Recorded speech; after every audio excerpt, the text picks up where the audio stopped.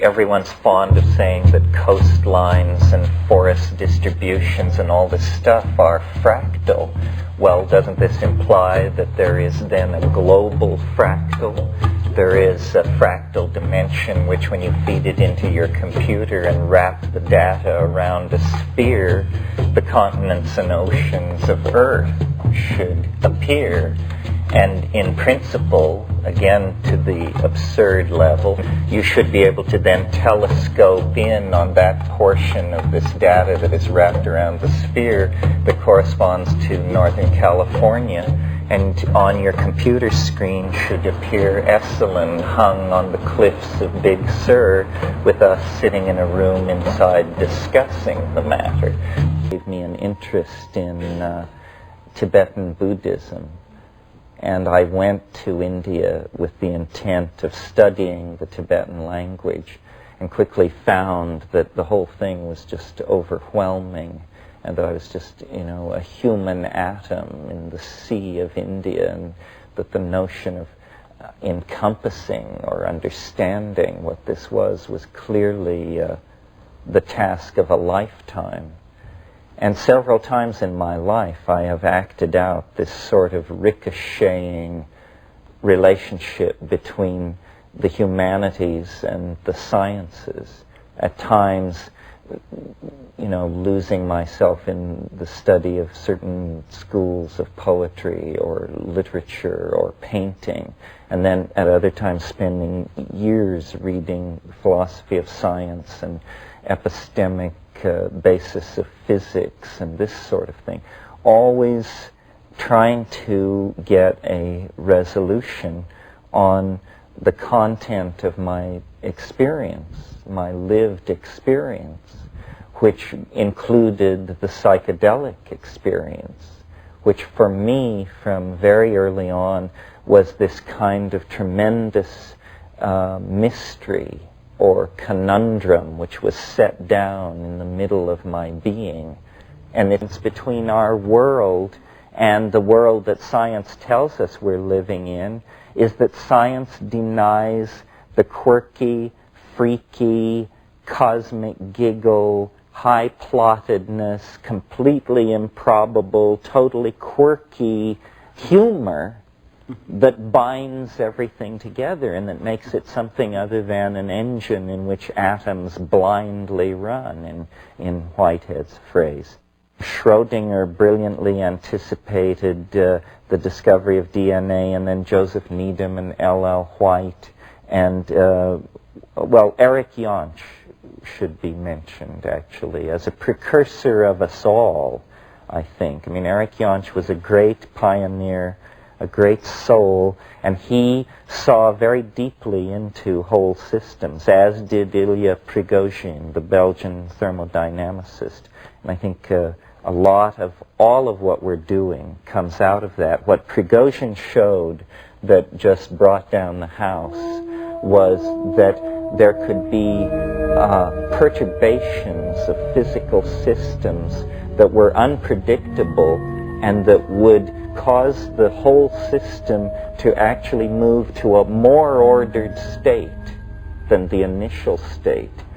And this perturbation to higher states of order looks suspiciously like a violation of the supposedly inviolate second law of thermodynamics. So that looks, like a doorway into an energetic hyperspace.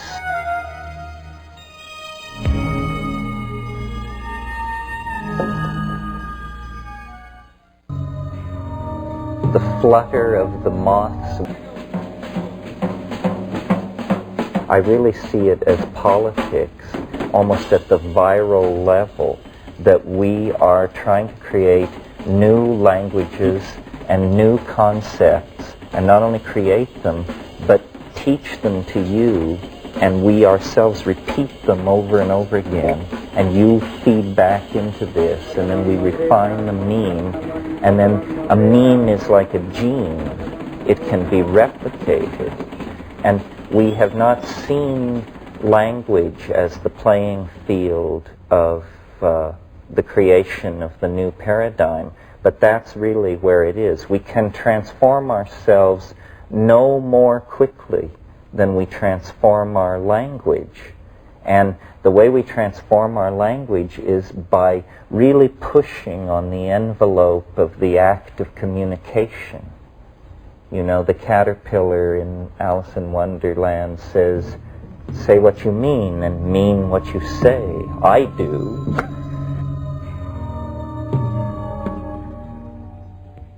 Rupert's notions revision causality. That means induct you into an entirely new way in which things happen. And this is, after all, where we're all spending a lot of our time.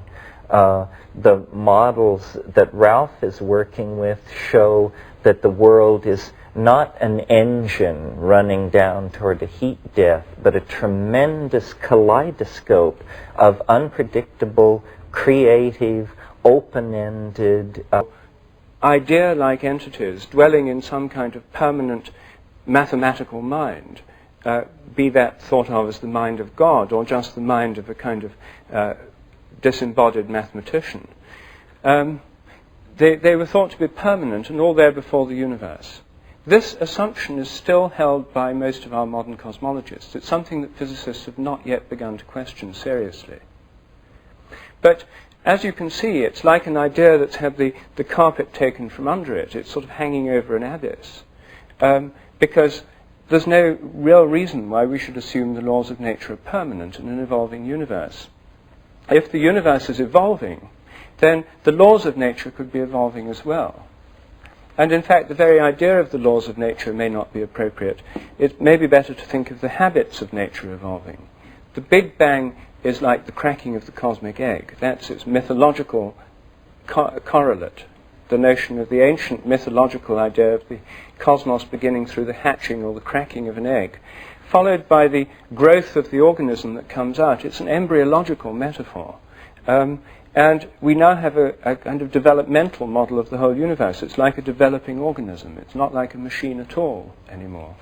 The universe is a growing, developing organism, which is differentiating within itself, forming new forms and patterns, an evolutionary process that on Earth has given rise to all the forms of animal and plant life, all the different kinds of microbes, to ourselves, and to the many and varied forms of human culture. A theory of evolutionary habits demands a theory of evolutionary creativity. How can we understand the creativity that's given rise to new ideas, to Beethoven's symphonies, to theories in science, to new works of art, to new forms of culture, to instincts in birds and animals, to the forms of flowers and plants and leaves, to the many kinds of rocks and crystals, and to all the forms of galactic and stellar and planetary organization? What kind of creativity could underlie all those processes? One is the materialist view that says the whole thing is entirely due to blind chance, that there's nothing but a kind of darkness of blind material processes going on, and then by blind chance new things happen. The other model for understanding creativity, I think, is provided by our own imaginations. Our imaginations are not full of fixed Platonic ideas, which are always the same, like Platonic minds. They're ongoing, changing, dynamical processes with a kind of creative richness that always surprises us. So the question is, if nature is alive rather than dead, if the universe, if the earth have a kind of mind or soul of their own, if living organisms are in some sense mind-like, or if there's a mind-like process at work in nature, then how does it express its creativity? And so then the question is, could this creativity in nature be a product of the imagination of Gaia, of the Gaian mind? Could it be a product of the cosmic imagination? Could there be a kind of imagination working in nature which is similar to our own imaginations? Could our own imaginations be just one conscious aspect of an imagination working through the whole natural world, perhaps unconsciously as it works underneath the surface of our dreams, perhaps sometimes consciously? And could this ongoing imagination be the basis of evolutionary creativity in nature, just as it is in the human realm?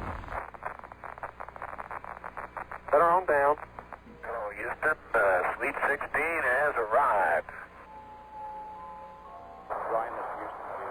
How would it be, or is it credible that perhaps what the universe is a kind of system in which more advanced forms of order actually influence previous states of organization?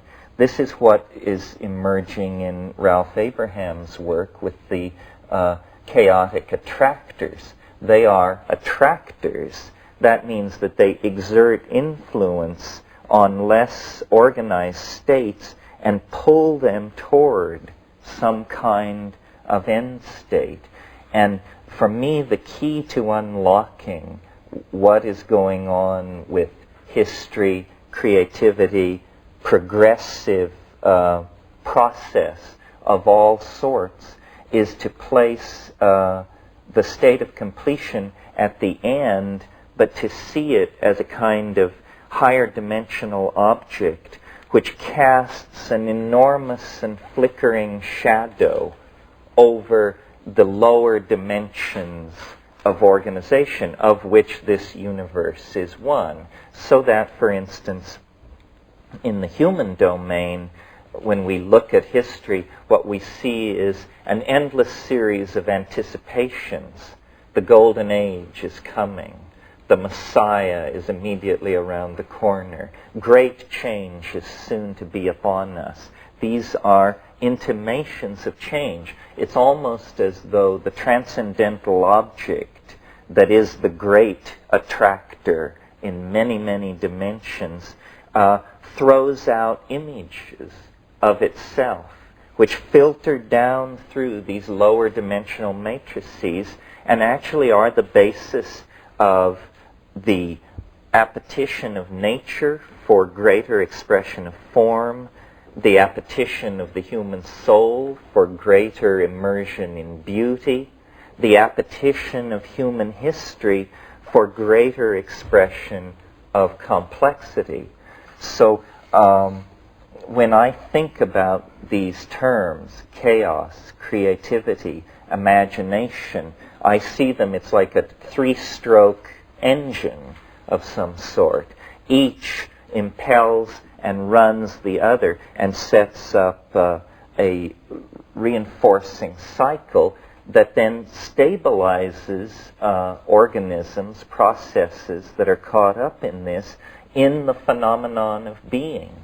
The phenomenon of being is this self-synergizing engine of out of chaos, through creativity, into the imagination, back into chaos, out into creativity, so forth and so on. And it operates on many levels simultaneously, so that the planet is undergoing a destiny. Deep time, the time of geology, was only really discovered around the turn of this century, and it is cosmically ennobling to think of the universe as a thing of great age. But I think that it's time to put in place, next to the notion of deep cosmic time, the notion of chaotic, sudden change, cusp flux, and sudden perturbation. Because what deep time has revealed, as we've pushed our understanding of the career of organic life back 65 million years, 270 million years, what we see is tremendous punctuation built into the universe, in the case of the Earth, in the form of asteroidal impacts. This thing which happened 65 million years ago, nothing larger than a chicken walked away from it on this planet. So there's a strange paradox where, taking deep time seriously, the message of deep time is you may not have as much time as you thought, that the universe is dynamic, capable of turning sudden corners. So then the imagination becomes a kind of beacon. The imagination is as it were, a scout sent ahead, or something which has preceded us into history, and in fact is a kind of eschatological object. It is shedding influence, the morphogenetic field, if you wish. If the morphogenetic field is not subject to the inverse square law of decreased influence over distance, then I, as a layman, don't see why, Rupert, we couldn't locate it at the conclusion of process. Because, you know, one of the things that's always puzzled me about the Big Bang is it's a singularity. This is the term physicists use for it. This means theory cannot predict it, and yet it is necessary to make everything which follows from it happen. So you just say, you know, there's no reason for this, we have no argument for this, but the rest of the theory needs it. So it's a singularity, and the immense improbability which modern science rests on but cares not to discuss is this: the belief that the universe sprang from nothing in a single moment. Well, if you can make that leap to believe that, it's very hard to see what you couldn't believe. That is almost the limiting case of credulity, I would think, you know. So,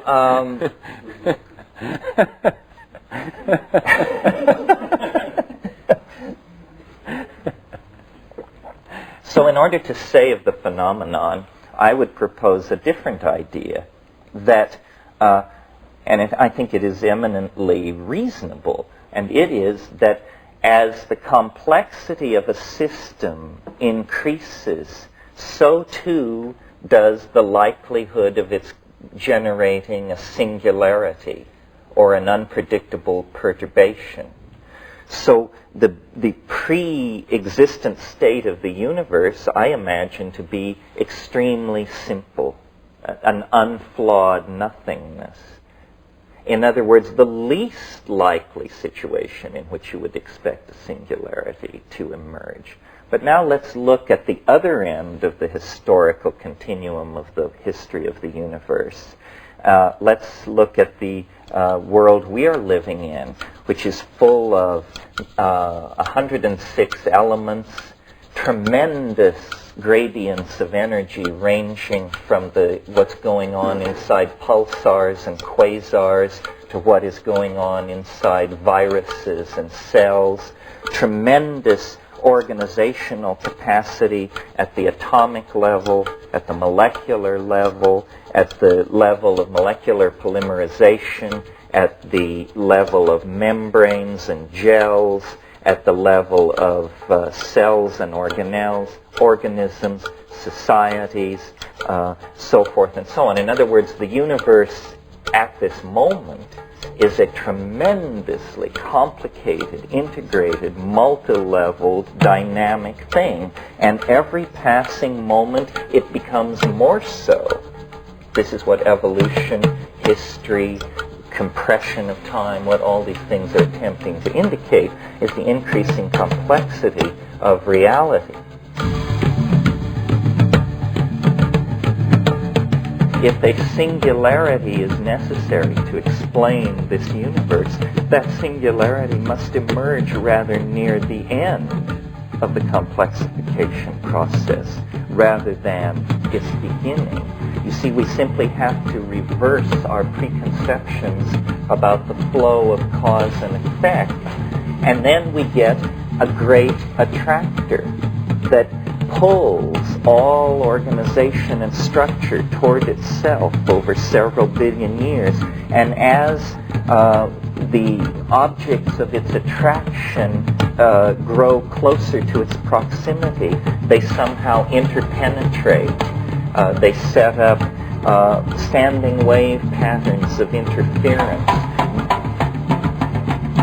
New properties become emergent, and the entire thing complexifies. Well, to my mind, this is the divine imagination. This is what Blake called it. This is the only way I can conceive of it.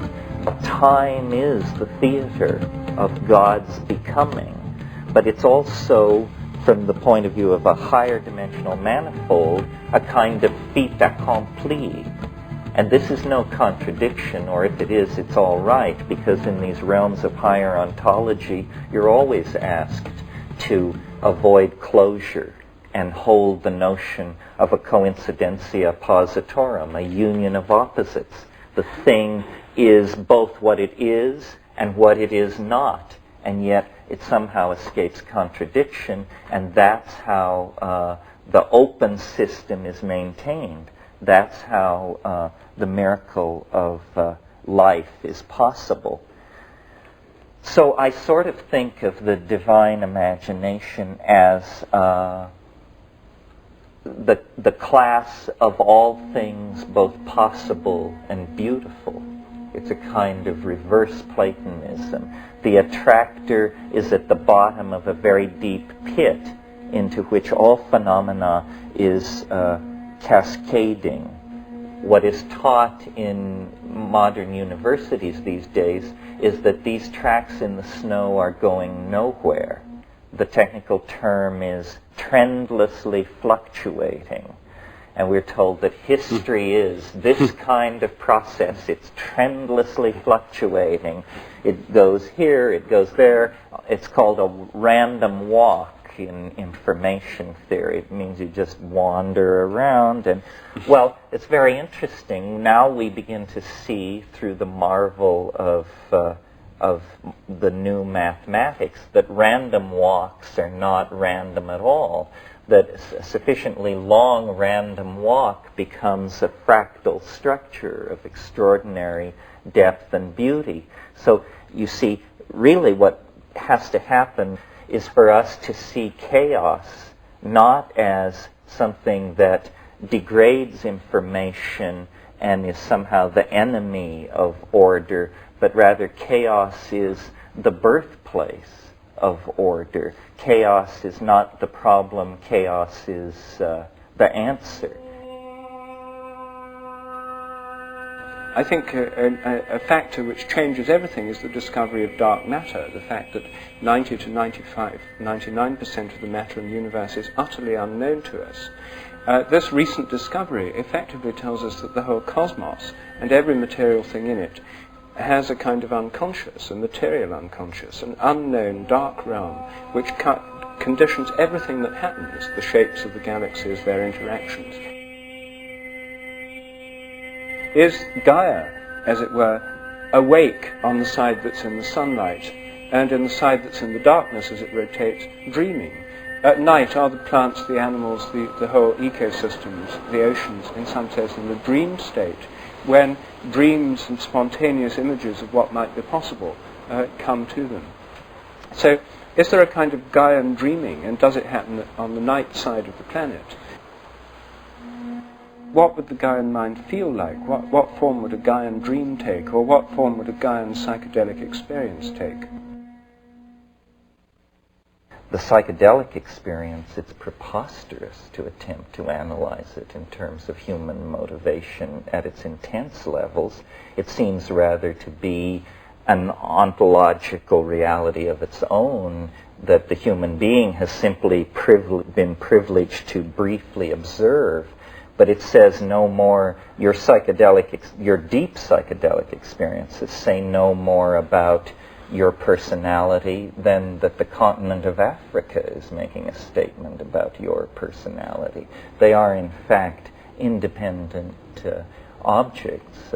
To my mind, the divine imagination, or the imagination, is the source of all creativity in our dreams, in our psychedelic experiences, in the jungles, in the currents of the ocean, in the organization of protozoan and microbial life. Wherever there is large-scale integration, rather than simply raw physics, but integration of laws of physics, integration of properties of membranes and electrophoresis and this sort of thing. It is the creative principle. So do you think then that in psychedelic experiences you're actually tapping into, tuning into, or experiencing something of the Gaian or the cosmic imagination? Absolutely. And I think that that psychedelic experiences and dreams are only different in degree, that they are chemical cousins somehow. And this is why I could see human history as a Gaian dream, because I think every night when you descend into dream, you are potentially open to receiving Gaian corrective tuning of your life state. The whole thing is an enzyme-driven process. We are like an organ of Gaia. We are the organ which binds and releases energy. A liver cell doesn't need to understand why it binds and releases enzymes of the liver. We bind and release energy for reasons perhaps never to be clear to us, but which place us firmly within the context of the Gaian mind. We have been chosen out, and this is not something to have great hubris about. I mean, indole acetic acid has been chosen out in plant metabolism to play certain roles.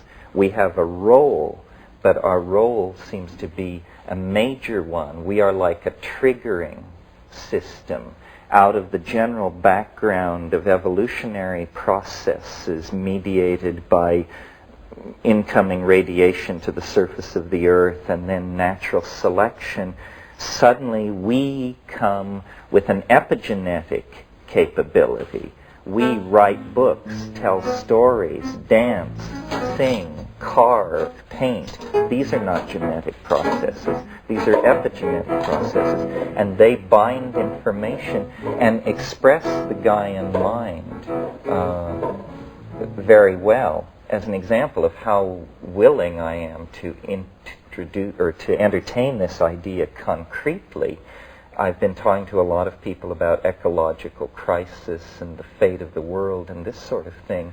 Well, imagine in hindsight the wisdom that we would impute to Gaia if we were to suddenly realize that what is happening on this planet is that nature knows that the sun is going to explode.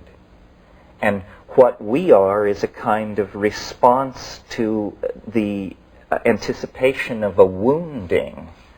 That 50,000, 5 million years ago, the geo-heliocentric relationships began to vibrate out of tune.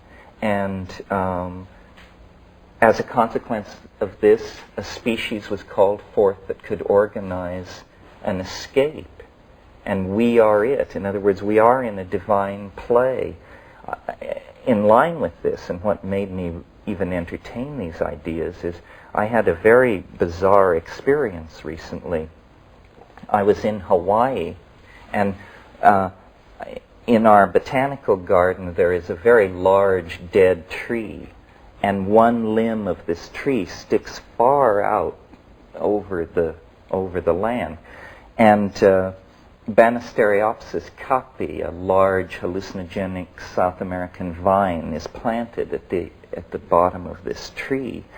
And it just has swarmed up this tree and covered it with greenery.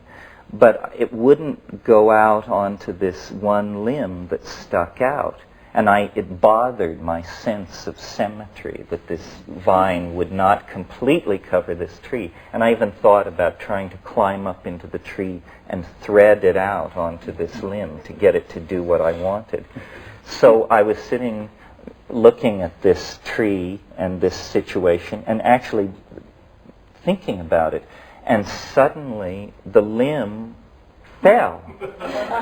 It broke off. And then I thought, the vine sensed that it was unstable.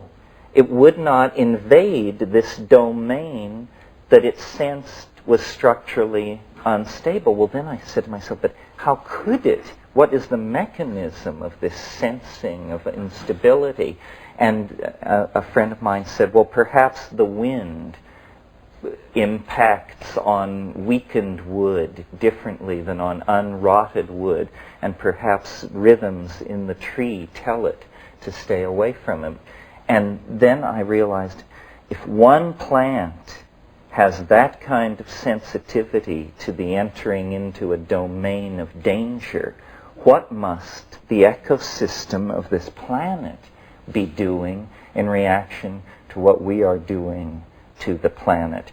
So I see, the reason this relates to the imagination is because I see ourselves in communication with the imagination. It is sending images back into the past to try and direct us away from areas of instability. It really is, the Gaian mind is a real mind, its messages are real messages, and our task through discipline, psychedelics, attention to detail, whatever we have going, is to try and extract this message and eliminate ourselves from the message so that we then can see the face of the other.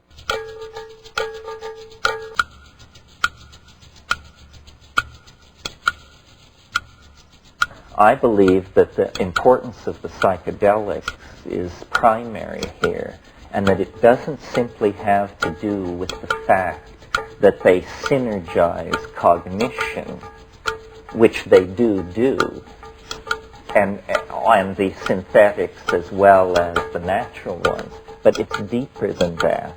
It's that we have a secret history, knowledge of which has been lost to us and only is now recoverable in the light of the kind of mindset that becomes possible to us if we accept the new paradigm.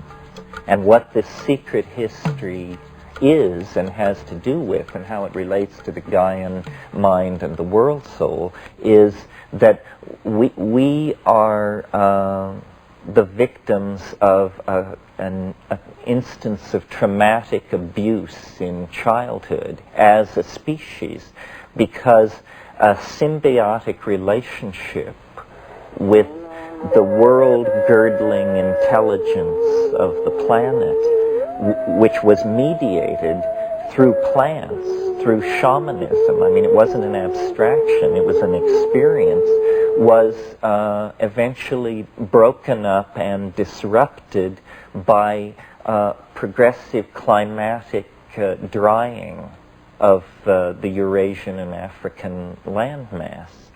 And so this is literally the fall into history, the expulsion from Eden. All these primary myths of a golden age found and lost have to do with the fact that once we lived in dynamic balance with nature, not as animals do, but as human beings only could, but in a way that we have now lost. Well, how have we lost it, and what have we lost? How we have lost it is the way in which these psychoactive compounds that were being brought into the diet were acting, is they were psycholytic upon the formation of the ego.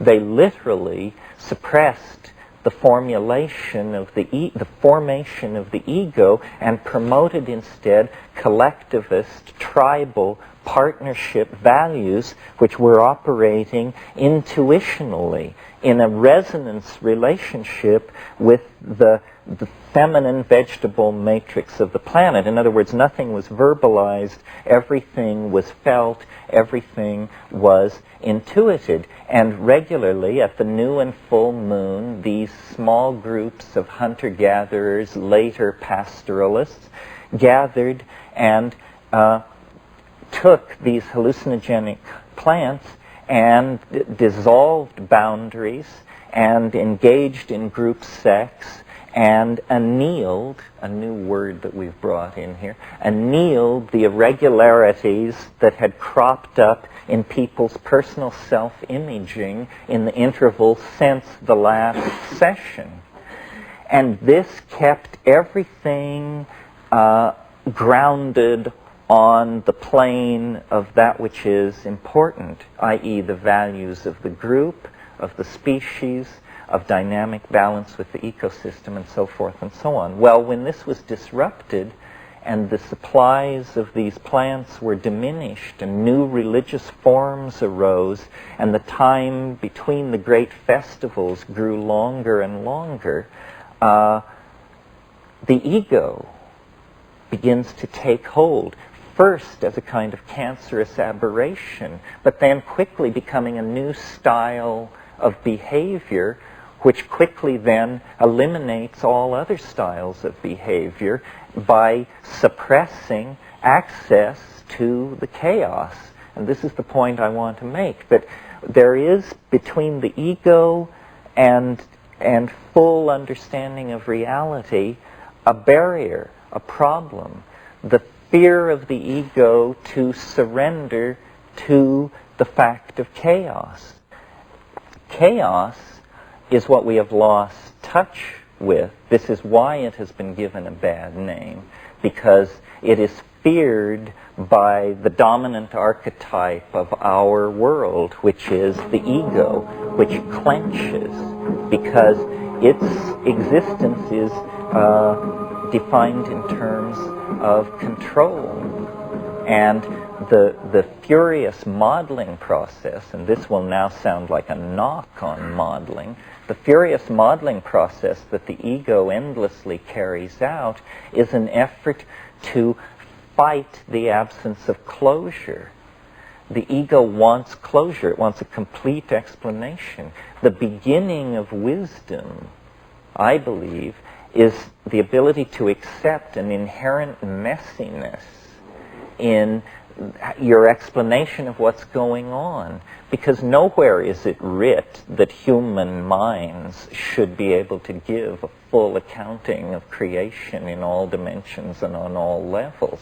You know, Wittgenstein had this idea that philosophy should be what he called true enough. And I think that's a great idea. Let's just make it true enough, because that's as true as it can be gotten. Well, so the imagination is chaos. New forms are fetched out of this chaos. For me, the creative act is the letting down of the net of human imagination into the ocean of chaos on which we are suspended, and the attempt to bring out of it ideas, to bring out of it, sometimes, and this is my model for the psychedelic experience, that it is the night sea journey, that it is the lone fisherman on a tropical sea with his nets, and you let these nets down, and sometimes something tears through them that leaves them in shreds, and you just row for shore and put your head under your bed and pray. And at other times, what slips through are the minutiae, the minnows of this ichthyological metaphor of idea chasing. But sometimes, you actually can bring home something that is food for the human community, that we can sustain ourselves on and go forward. So we haven't talked that much about art and aesthetics, but I think in the human world, the appetition is for beauty, to my mind, and this is another place where the Platonism shines radiantly through, because Plato held that the good was the true and that both were the beautiful. And this is a very quaint idea from the point of view of modern philosophy, but I think, it's in the bones when you actually connect yourself up to the planet. That's why chaos is capable of being the tremendous repository of ordered beauty that it is, because there is no chaos in the old definition, that, which is to say, that which by any definition or any test is found to be disordered, that is just a kind of a hell notion, a kind of hypostatization of an ultimate state of disorder. But nowhere in the world that is deployed through space and time do you encounter that. Instead, what you encounter is embedded order upon embedded order, this fractal thing. And then finally, for me, the imagination is the goal of history. I see culture as an effort to literally realize our collective dreams. And, it's on a very crude level when it's you make your mask and I make my mask and then we dance around together. And it's even at a very crude level when it's you design your shopping mall and I'll design my World Trade Center and we'll put them on the same piece of real estate. But we're coming now into, through media, I believe, through virtual reality and human-machine integration and this kind of thing, into a situation where the imagination is going to be something that we can share, that the path of mind through its own meanderings will become something that can be recorded and played back. We will have the possibility of living in our own past, or creating and trading realities as art. And art, as life lived in the imagination, is the great archetype which rears itself up at the end of history. Life in the imagination. The imagination is this auric field which surrounds the transcendental object at greater and greater depth as you approach the transcendental object. And as we now close distance with it, all of our cultural expression, all of our self-awareness is taking on this curiously designed quality. I mean, you must have noticed this, that the world is very heavily designed in a way that it never was before. Morphogenetic fields of great size and scope, which are international schools of architecture and design, touch whole continents. Entire cities are given certain ambiances. This is the summoning of the imagination into the human scale. It's like a god that we wish to call down and draw to earth. I mean, this is why William Blake called it the divine imagination, because it is the four-gated city. It is the flying saucer. We are on a journey to meet this great attractor, and as we close distance with it, it is more and more a multifaceted mirror of our images of beauty. So it's like an ascending learning curve that becomes asymptotic, and at that point you're face to face with a mystery, a living mystery that is within each and all of us. It's the imagination that argues for the divine spark.